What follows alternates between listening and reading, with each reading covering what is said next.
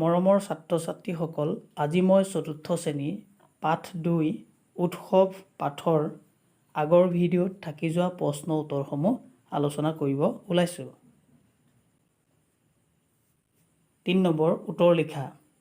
3 number ক, বিহু কেইটা আৰু কি কি?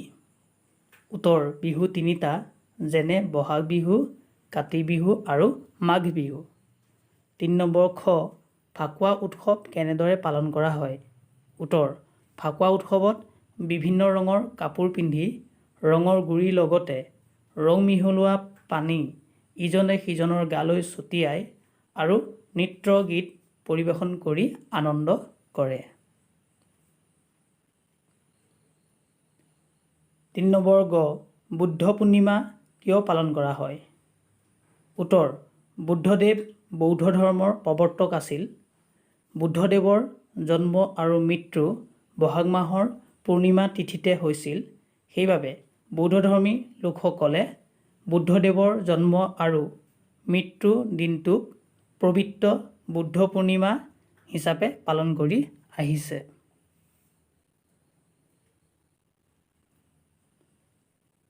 3 নম্বৰ ঘ, ঈদ কেইটা আৰু কি কি? উত্তৰ, ঈদ 2টা, যেনে ঈদ উল ফিতৰ আৰু ঈদ-উজ-জোহা।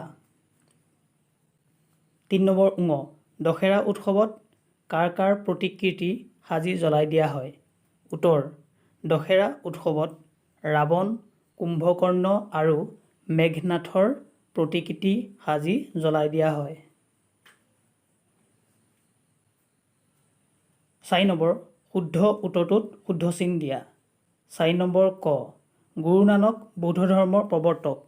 এই বাক্যটো ভুল বাবে আমি শুদ্ধ চিন দিয়া নাই।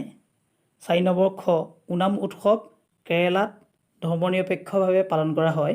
এই বাক্যটো শুদ্ধ বাবে শুদ্ধ চিন দিছোঁ। 4 নম্বৰ গ, ছট পূজাত সূৰ্য দেৱতাক পূজা কৰা হয়। এই বাক্যটো শুদ্ধভাৱে আমি শুদ্ধ চিন দিছোঁ। ভাল পালে মোৰ চেনেলটো লাইক, কমেণ্ট আৰু শ্বেয়াৰ কৰিব।